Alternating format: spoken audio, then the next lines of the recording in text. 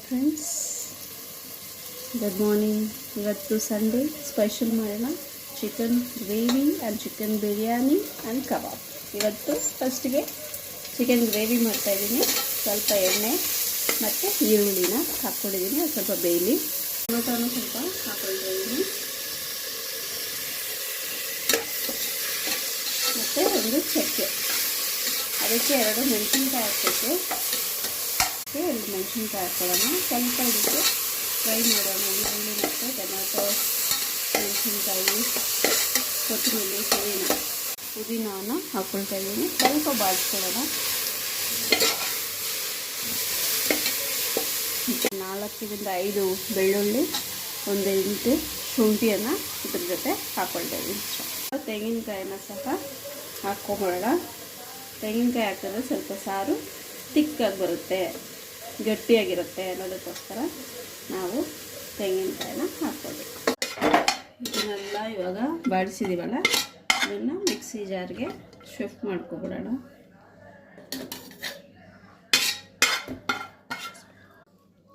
ಗೋಡಂಬಿನ ಸಹ ಒಂದು 4ರಿಂದ 5 ಗೋಡಂಬಿ ಹಾಕ್ಕೊಬಿಡೋಣ. ಮತ್ತು ಅದ್ರ ಜೊತೆನೇ ಒಂದು ಗಸಗಸೆ, ಇದು ಕರಿಮೆಣಸು, ಅದು ಸ್ವಲ್ಪ ಹಾಕ್ಕೊಳ್ಳೋಣ. ಚೆನ್ನಾಗಿರುತ್ತೆ. ಅದೆಲ್ಲ ಹಾಕಿದಾಗ ನಮಗೆ ರುಚಿಯಾಗಿರೋಂಥ ಚಿಕನ್ ಸಾರು ಸಿಗುತ್ತೆ. 1/2 ಟೀ ಸ್ಪೂನ್ ಸ್ವಲ್ಪ ಮೆಂತ್ಯ, ನೀರನ್ನು ಸೇರಿಸ್ಕೊಳ್ಳೋಣ.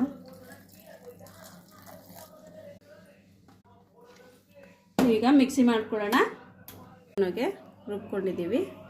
ಈಗ ಸಾರು ಮಾಡೋಕ್ಕೆ ರೆಡಿ ಮಾಡೋಣ. ಸಾರಿಗೆ ಬೇಕಾಗಿರುವಂಥ ಎಣ್ಣೆನ ಹಾಕ್ಕೊಬಿಡೋಣ. ಒಂದು 3 to 4 ಟೀ ಸ್ಪೂನ್ನ ಹಾಕ್ಕೊಬಿಡೋಣ. ಎಣ್ಣೆ ಜಾಸ್ತಿ ಇದ್ದಷ್ಟು ರುಚಿ ಜಾಸ್ತಿ ಆಗಿರುತ್ತೆ. ಈಗ ಅದಕ್ಕೆ ಸ್ವಲ್ಪ 1 ಈರುಳ್ಳಿಯನ್ನು ಕಟ್ ಮಾಡಿ ಹಾಕೋಬೇಕು.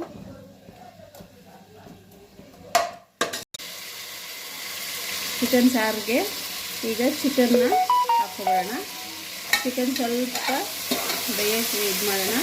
ಅದ್ರ ಜೊತೆನೇ ಆಮೇಲೆ ಗ್ರೇವಿ ಹಾಕೋಣ. ಸ್ವಲ್ಪ ಉಪ್ಪು, ಸ್ವಲ್ಪ ಖಾರದ ಪುಡಿ. ಈಗ ನಾವು ಮಿಕ್ಸ್ ಮಾಡಿರುವಂಥ ಮಸಾಲ ಏನು ಮಿಕ್ಸಿಯಲ್ಲಿ ಹಾಕ್ಕೊಂಡವಲ್ಲ ಅದನ್ನು ಹಾಕ್ಕೊಬಿಡೋಣ.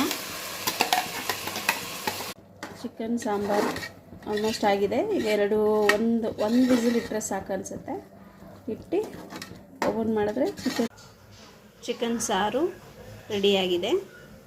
ಸವಿಯಲು ಸಿದ್ಧ.